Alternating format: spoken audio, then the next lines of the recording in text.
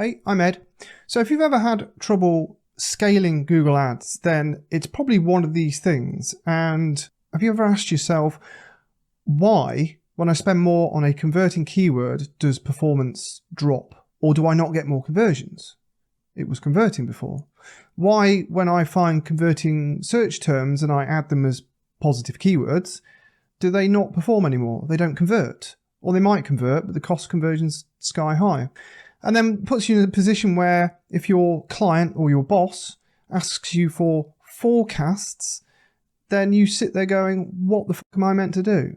Well, let's work through that, answer these things. So I've never seen people visualize the auction like this, so I'm going to try and explain it through some beautiful visuals that I put together myself. So the situation of spending more. Let's consider smart bidding. So you've set a target ROAS or a CPA, or perhaps you're using max conversions, whatever it may be. When we're looking at an account, particularly over a period of time, what we see is the smoothed average cost conversion. But when in reality, if you look at individual conversion costs, they are up, down, zigzagging all over the place. And a lot of people forget about this. And this is where some of the problems starts. This zigzagging is a product of the search market. So how many people are out there physically looking for the thing that you're advertising, and of course your competitors, how they impact the auction, neither of which you can really control. And this is part one of the problem. That's why sometimes bidding more doesn't have the impact, or spending more doesn't have the impact that you desire, and that's why things are very chaotic. You might even have situations where you up the bid and budget and you don't get more impressions, or you get more clicks but you don't get the conversions coming through. And you sat there going, well, why? I've literally doubled my budget and my impressions have done nothing. That's because the auction isn't linear. So as you can see with my beautiful visual, there essentially is a sweet spot, which is a moving target, just to make things harder. And this moving target is dramatically different depending on the market. If you're operating in a local area, so say you're doing plumbing services advertising, typically the target is less dynamic, should we say, and the auction remains quite stable. However, for wider markets, I mean, if we think of something rather large like finance, then the auction is and can be very volatile. And particularly in the mid to larger markets, the auction is not linear. None of this is linear. This is the thing you've got to remember. So when you bump your budget 10%, you're getting 100 conversions before, you're expecting 10 more. It doesn't always work that way. Unless you're in the sweet spot or the lower easy street of the auction. So essentially, you are nibbling around the lower regions of impressions and therefore cost. Now, why is the cost lower down there? Well, it's because the bid engine can be selective. So if there's 1 million impressions and you only need 10,000 to hit your target being your budget divided by conversions, so your CPA, or your ROAS target, or your maximized conversion target based on your budget. So if you can only spend £100 a day or dollars, whatever, it doesn't matter, and that only grants you about 10,000 impressions, then you're a percent of the auction essentially, which means that Google can be very selective with their automated bidding, and it can drop you in and out and essentially cherry pick for you.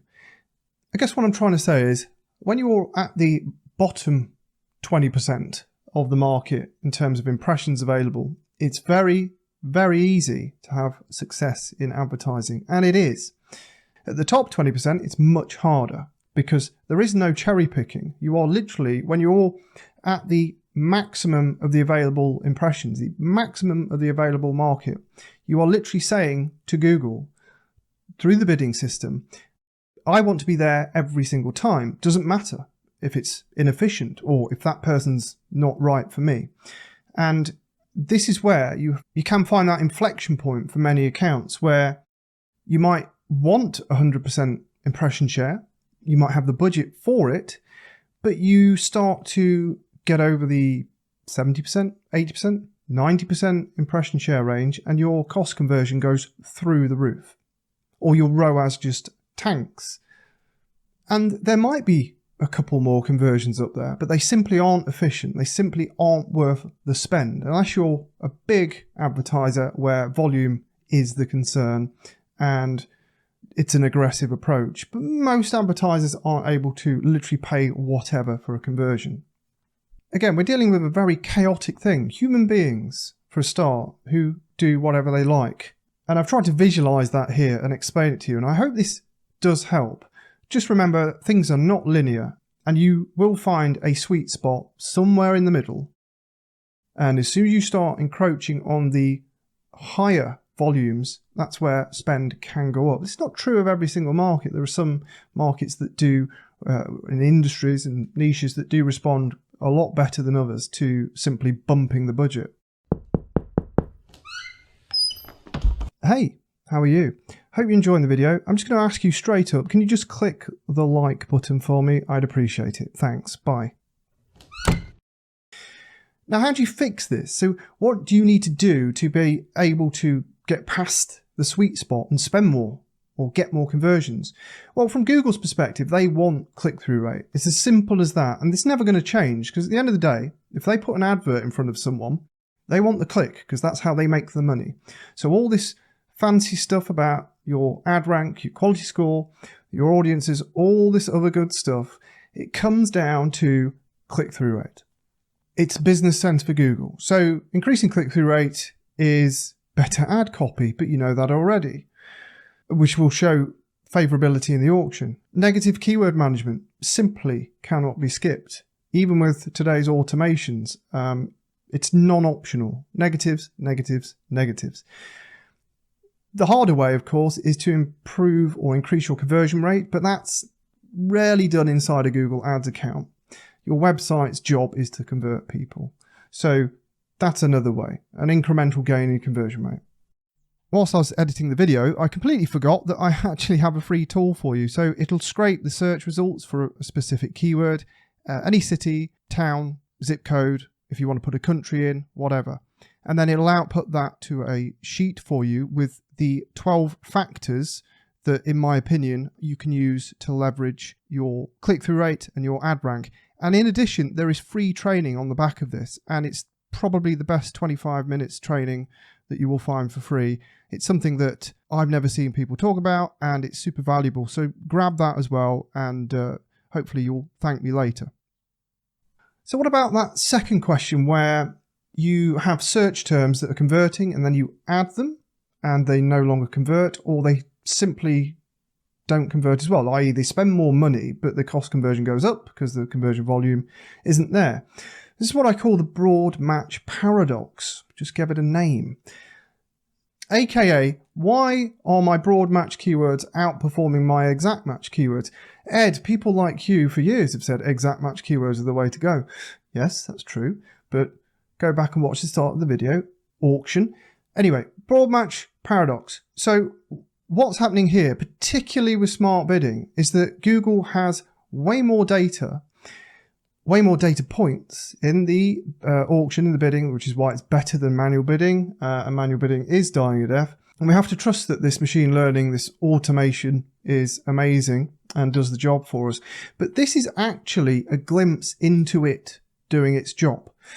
So you've got your exact matches, your phrases and your broads. This is more typical behavior of a broad. And you're seeing all these search terms come in and some of them converting, and you're thinking, brilliant. I will shift that to a exact match keyword in its own ad group, or perhaps the same ad group itself. And it doesn't work, or it doesn't work as well. Or the cost per click, that average CPC is way higher. This is the automation dipping you in to the auction at the right moment. Google has got all the data. They say, this person is more likely to convert against that search term at this moment in time. But the next person to search that might not convert, and the person after that. And the problem is there's 10,000 people behind them, and we know that there's 17 right now, again, against these data points that are going to convert. I'm being explicit. It doesn't work like that, but I'm being explicit, for example. However, you completely ruin that when you add the keyword, ironically, as a target, because you say, no, I want to target the keyword regardless. And this is why I have been favourable towards broad match teamed with smart bidding, so target ROAS and CPA typically, for a few years now. I've done other videos on it because it works, because it uses the data that we don't have. It uses the signals that we don't have access to essentially cherry pick. So even in a busy auction where you might be halfway to the top, 2/3 of the way to the top, it's doing the cherry picking actions for you, which is really important to remember because you can't really do them on your own. I mean, crikey, yeah, you could start layering audiences and doing some fancy shit, but quite frankly, are you really going to beat the machine? I don't think you are. So that's the broad match paradox. That's why these things happen. And you might be sat there going, well, okay, but I do want to target that keyword. Well, it comes full circle to how to fix things is, well, if you can't afford to pay, then you need to reduce the cost, which means you can afford to pay more for more clicks if they have a propensity to not convert as frequently. And you can only do that with a higher click-through rate, a higher converting landing page, and negative keywords, and also potential optimizations like location bidding, segmenting by locations, devices, audiences, and so on. But it's not an option for everyone because, again, if your market's not sufficiently big enough, all you're going to do is limit the data in the account by over-segmenting, which would then hinder the smart bidding, and you're in a catch-22. So I think the key takeaways here are understanding why things happen, what's going on in the background that you perhaps haven't thought about or hadn't considered or didn't even realize. And don't assume because Google is giving you this impressions number, this reference number, oh, there's 1 million people available for you, that you can A, get in front of them all, and B, do it at a cost conversion that suits your business or your client's business. And secondly, understanding how broads work now and have been working with smart bidding and using them together, which is very simple to do to maximize the cherry picking. It's caveat time. I don't want you to misconstrue what I'm saying here. In no way am I saying you should stop using exact match keywords. Exact match terms that convert will typically outperform their broad counterpart, and the same goes for phrase. The issue with exacts is that you are limited by impressions. So for a lot of people, this can become a problem. Now, if you've got a tiny account, then you can live quite happily on exact match and manual bidding alone. Now, what constitutes a tiny account? Well, rule of thumb for me is less than 1K spend a month or 10 to 20 conversions at most a month. That's a tiny account. You might find small accounts spending, say, a few grand a month can live on exacts too, but typically they will start to see restrictions in the volume. So if you need more volume, then this is where you have to start leaning on the broads. And this is where the broad and smart bidding gives flexibility in the form of the cherry picking and that additional volume. So I just wanted to clear that up. And then finally, hopefully this video will give you some more context around explaining why forecasting is a fool's errand to your clients or to your boss. Can we do it? Yeah, of course we can. But we simply cannot second guess how a budget or a bid increase will impact essentially our impression share, how we fare in the auction. And this all goes out the window if impressions drop as well, because essentially it makes things more competitive, i.e. less people looking, supply and demand. And if a new competitor turns up, so there's more pressure on the auction. So projections are very difficult indeed. So predicting the future is, let's face it, impossible. I mean, just look at the financial markets. The professionals get it wrong for a living and they get paid to do it. So when your client, your boss asks you for projections, I think the safest thing to do is to exaggerate the cost impact. And by that, I mean, assume that your CPCs are going to go up factor of 2 for every increment in the auction. If you're at 50% impression share and you want to get 10% more, increment the CPCs or the projected CPCs for that increment by 20%. So to make the maths really simple, let's say you're currently getting 1,000 impressions a week. 10% on that is 100. So 100 more impressions, you might get 2 conversions, whatever, and your CPC might be $5. Well, Don't assume it's $5. Assume it's $6. That sort of approach where it's a scaling, exponential scale of cost to take part in the auction to gain those impressions has served me well for many, many years. And at the end of the day, you sort of under-promise and potentially deliver what was promised or over-deliver as a result. And you might scare some people off from spending more money, but it's better to play it safe, particularly true if it's not your money. Yeah, so as ever, this was an unscripted video, hence all the cuts, but I hope it was useful and it explained the situation for you. Never really seen anyone explain this properly, but if you've got any questions, please leave a comment. If you're wondering why I don't post many videos, it's because I'm busy. I have businesses to run. I've got an agency to run. I've got Ad Evolver, which is a Google Ads automation tool that you should definitely check out. I've got God Tier Ads and I've got the private group Forge. So I have quite a lot of jobs. That's why I don't post videos regularly, because I simply don't have time. But I do appreciate you watching my videos. Even more so if you are now sat here listening to me talk about why I'm not making videos that often.